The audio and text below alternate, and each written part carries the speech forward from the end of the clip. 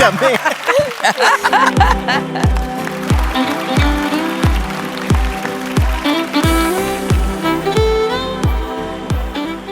ഒരു വല്ലാത്ത സർപ്രൈസ് ആയി പോയി കേട്ടോ. അതെ, ഇവിടെ ഒരു സർപ്രൈസുകളുടെ ലോകമാണ്. പക്ഷെ ഇതിനിടയില് ഇങ്ങനൊരു ബർത്ത്ഡേ ഞാൻ അറിഞ്ഞതേ ഇല്ല. അല്ല എനിക്കൊരു ആകെ ഒരു സംശയം. സാധാരണ ഉള്ള പോലെ അല്ല ഇവിടെ. നമ്മള് സാധാരണ അവിടെ ജഡ്ജ് ചെയ്യാനിരിക്കുമ്പോ റിഹേഴ്സൽ നടക്കുമ്പോൾ ലൈറ്റ് ഒക്കെ ഉണ്ടാവും. കുറച്ചു നേരമായിട്ട് ലൈറ്റ് ഇല്ല, ഡിം ലൈറ്റില് പ്രാക്ടീസ്. ഇതിനായിരുന്നു അല്ലേ സിന്ധു ഇതൊക്കെ ചെയ്തത്? എന്താ ഒന്ന് പേടിച്ചു പോയത് പെട്ടെന്ന്. ആ പാട്ടിന് നീ മായല്ലേ മറയല്ലേ തോം തോം തോം. എന്തായാലും anyhow happy birthday. Thank you Binny, വളരെ സന്തോഷം. സിന്ധു, എന്തായാലും ഇങ്ങനൊരു സർപ്രൈസ് ഒരുക്കിയതിന് സിന്ധുവിനും ഫ്ലവേഴ്സിലുള്ള എല്ലാവർക്കും എന്റെ ഹൃദയം നിറഞ്ഞ നന്ദി. ഡാൻസേഴ്സ് നിങ്ങൾ എന്നെ പറ്റിച്ചതിന് നിങ്ങൾക്കും താങ്ക് യു. നല്ല പാട്ട്, നല്ല രസമുണ്ട്. പക്ഷെ നമുക്ക് കുറച്ച് സംശയങ്ങളുണ്ട്. എന്താണ്? ഇന്നിപ്പോ ഇവിടത്തെ ഓരോ ദിവസവും ഓരോരുത്തർ അനുഭവിക്കുന്നുണ്ടല്ലോ. അന്ന് പറഞ്ഞത് വാക്ക് പാലിക്കുകയാണ്. ഇന്ന് അങ്ങോട്ട് അനുഭവിച്ചോളൂ. Thank you dancers, thank you so much. Thank you Madhu. അപ്പം ഹാപ്പി ബർത്ത്ഡേ ആണ്. എനിക്ക് ദിവ്യയുടെ അടുത്ത് കുറച്ച് ചോദ്യങ്ങൾ ചോദിക്കാനുണ്ട്. ചതിക്കല്ലേ ശ്രീകുട്ടൻ ചേട്ടാ?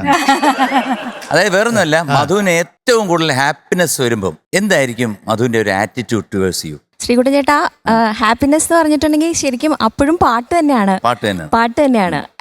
അപ്പൊ എപ്പോഴും ഹാപ്പിനെസ് വന്നാലും അപ്പൊ എന്തെങ്കിലും ദുഃഖം വന്നാലോ? ദുഃഖം വന്നിട്ടുണ്ടെങ്കിൽ അവിടെ പറയട്ടെ.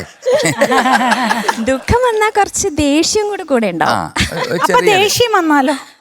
കൂടി പോയി ഒരു ചവിട്ടി കേട്ടോ അല്ലേ? താൻ പറഞ്ഞു. അതെ, സത്യസന്ധമായിട്ടുള്ള മറുപടി. എങ്ങനെ പ്രകടിപ്പിക്കുക? ദേഷ്യം വരവ് കുറവാണ്. വന്നാൽ ഒരു ശിവതാണ്ഡവമായിരിക്കും. പക്ഷെ അങ്ങനെ മനുഷ്യരല്ലേ, അങ്ങനെ വരണ്ടേ അല്ലേ നമ്മള്? താണ്ഡവം പെട്ടെന്ന് തീരും. അതെ, വേഗം തണുക്കും. താണ്ഡവം തീരുന്ന വേറൊന്നുമില്ല. എന്നാ തിരിച്ചാണെങ്കിലോ? ദേഷ്യമേ എന്റെ അടുത്ത് ദേഷ്യം ഇല്ല, കാണിക്കാറില്ല. ഞാൻ ദിവ്യയുടെ ദേഷ്യം കാണുന്നത് കുട്ടികളുടെ അടുത്താ. ദിവ്യ എപ്പോഴും എല്ലാവരും പറയും എപ്പോഴും ചിരിച്ചുകൊണ്ടിരിക്കുന്ന ആള്, 24 hours ചിരിയാണ്, എന്താണ് ഈ ചിരിയുടെ രഹസ്യം എന്നൊക്കെ ദിവ്യയോട് ചോദിക്കും. പക്ഷെ എൻ്റെ അടുത്ത് മാത്രം എപ്പോഴും ചിരിക്കാറില്ല കേട്ടോ. എൻ്റെ അടുത്ത് ചിരിക്കുന്നത് വളരെ അപൂർവ. ദൈവം പൊറുക്കില്ല.